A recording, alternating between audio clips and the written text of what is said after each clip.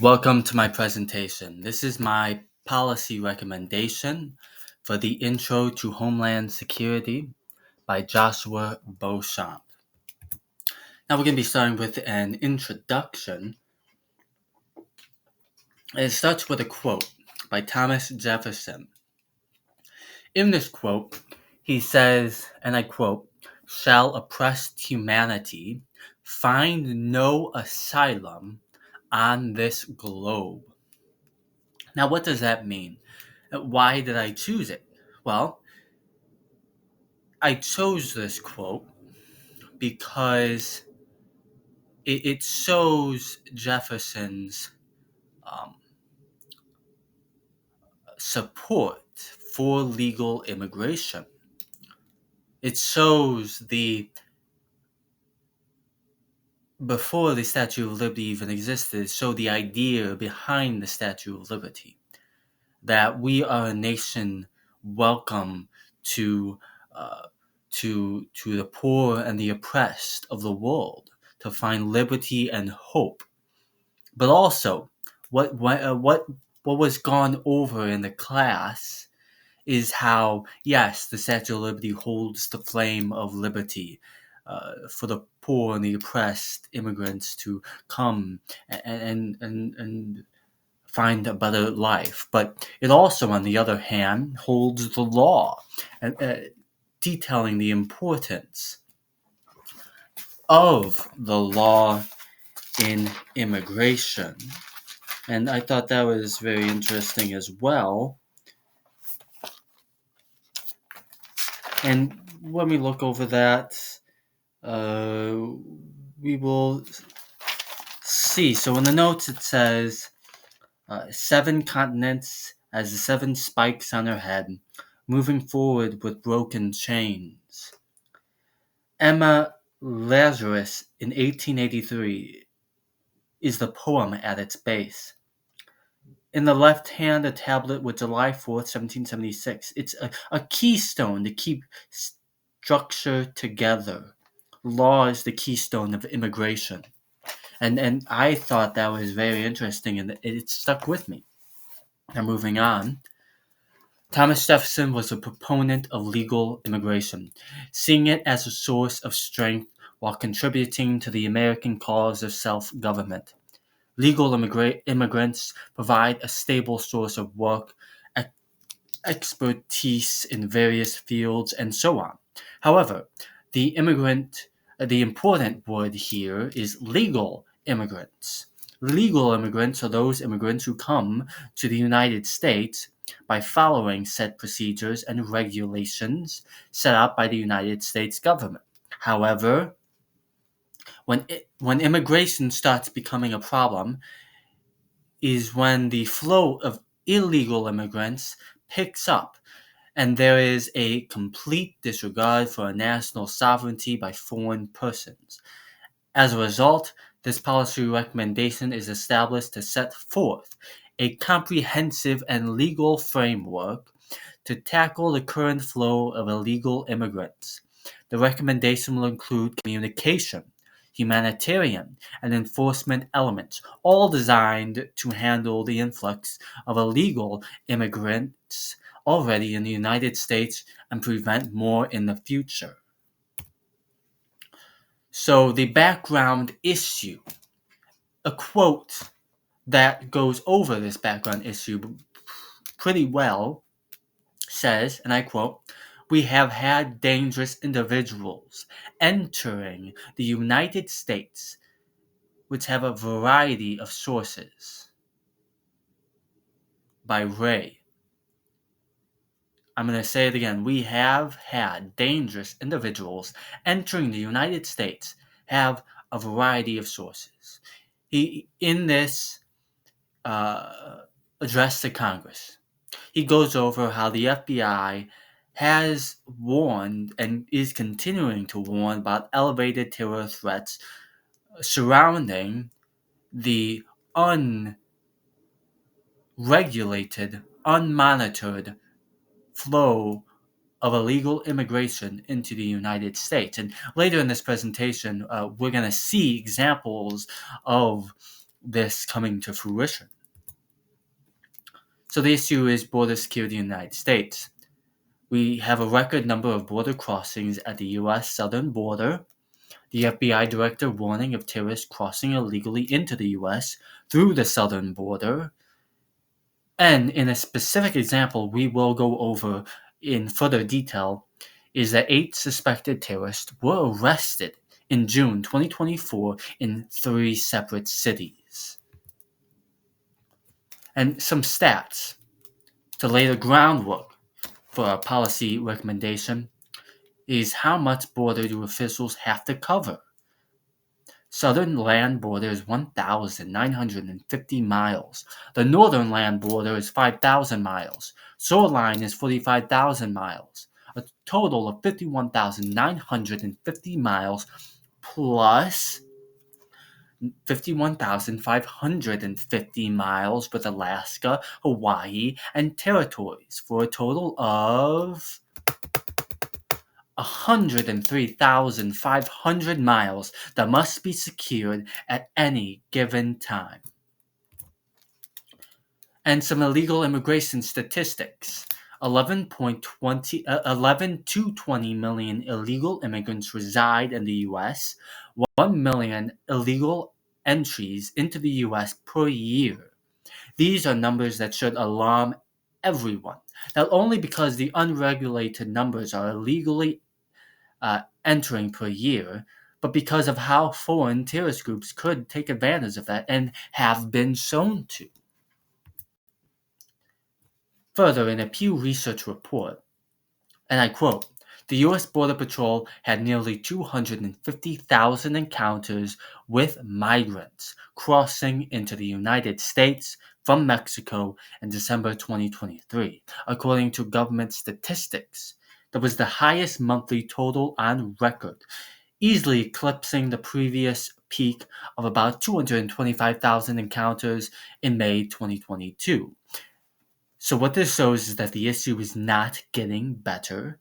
There needs to be reforms and policy changes, and that's the purpose of this policy recommendation, to establish a framework to lower those numbers, which are unsustainable.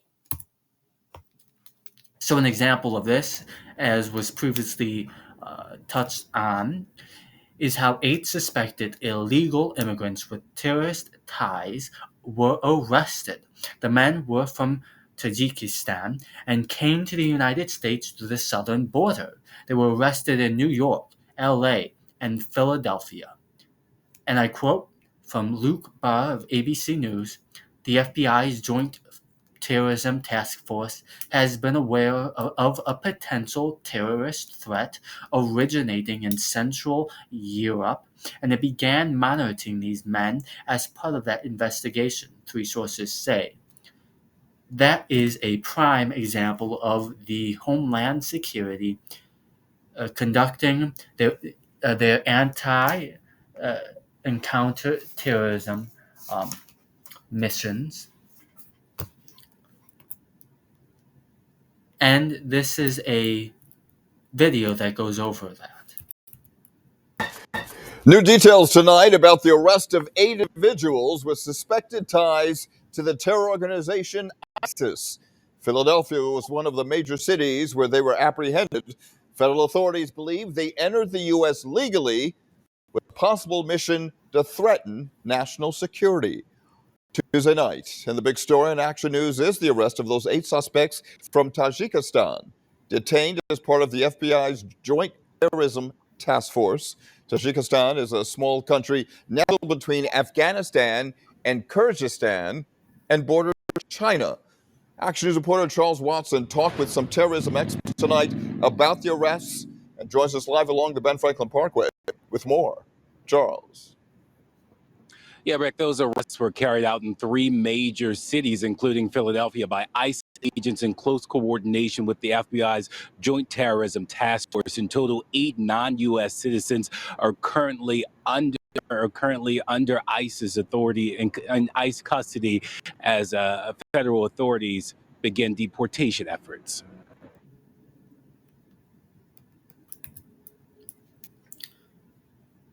So continuing in the background of the issue, we're going over the CBP, the Customs and Border Protection.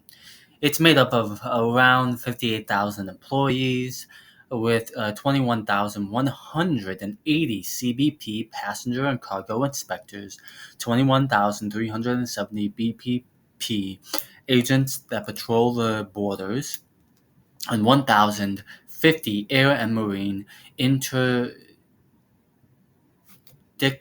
agents that prevent people, weapons, and narcotics from illegally entering the U.S. through air and water. This is an agency within the Department of Homeland Security, DHS.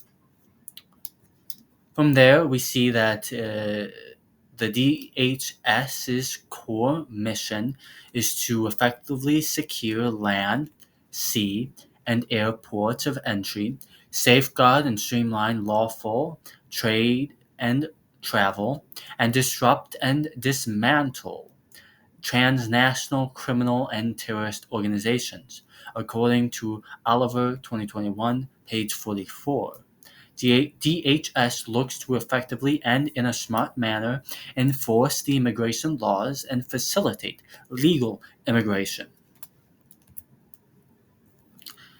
Now, moving forward, this is my policy recommendation. I started with a quote by Senator Chris Murphy, Democrat from Connecticut. He states, and I quote, "I have never met a Democrat in Congress who wants open borders or who does not believe in enforcing immigration law." I picked this quote in particular because it shows that this should be a bipartisan effort. I don't know how we have become so polarized that we cannot even act on this issue, but this quote in particular shows how we can come together with the basic framework and structure that illegal immigration cannot happen, and through a humanitarian enforcement and communication-centered approach, deal with the influx of illegal immigration while protecting the sanctity of legal immigration. So this policy recommendation has three cornerstone areas that it covers. The first is communication, the second is humanitarian, and the third is enforcement. First, communication. 1.1 Set up more robust and transparent communication between the federal, state, and local governments. 1.2 Defund sanctuary cities that decline to relay valuable information pertaining to national security to the appropriate federal agencies tasked by Congress to carry and enforce it out. These policy recommendations recognize the importance of communicating data and information so the enforcement of the law is easier. These state or local governments cannot interfere with federal law enforcement, and if they do, there should be accountability. And this policy recommendation centered on communication should focus on that. Secondly, humanitarian. 2.1 Support cities and states that are currently dealing with a migrant crisis by providing them with funds for shelter, food, and temporary jobs. This would help deal with the millions of illegal immigrants already residing in the United States. Over the past few months, we have seen illegal immigrants having to be placed in airports, in police stations, in vacant previous schools or parks or what have you. This is not ideal, and this area of the policy recommendation is designed to tackle that. The third one is enforcement. 3.1 Send out a memorandum to all federal agencies to strictly enforce immigration policies currently on the books. While the humanitarian efforts are in place with illegal immigrants awaiting court dates, the appropriate authorities will conduct safety reviews and make sure there are no national security threats. these policies should be bipartisan.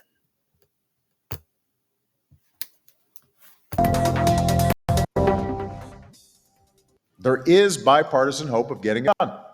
This year, the Senate passed an immigration reform bill by a wide bipartisan majority, and it addresses the key issues that need to be addressed. It would strengthen our borders. It would level the playing field by holding employers accountable if they knowingly hire undocumented workers. It would modernize our legal immigration system so that we eliminate the backlog of family visas and make it easier to attract highly skilled entrepreneurs from beyond our borders. It would make sure that everybody plays by the same rules by providing a pathway to earn citizenship for those who are living in the shadows. A path that includes passing a background check and learning English and paying taxes and a penalty and getting in line behind it, everyone trying to come here the right way. And each of these pieces would go a long way towards fixing our broken immigration system. Each of them has been supported by Democrats and Republicans in the past. There's no reason we can't come together and get it done. Thank you for watching my presentation.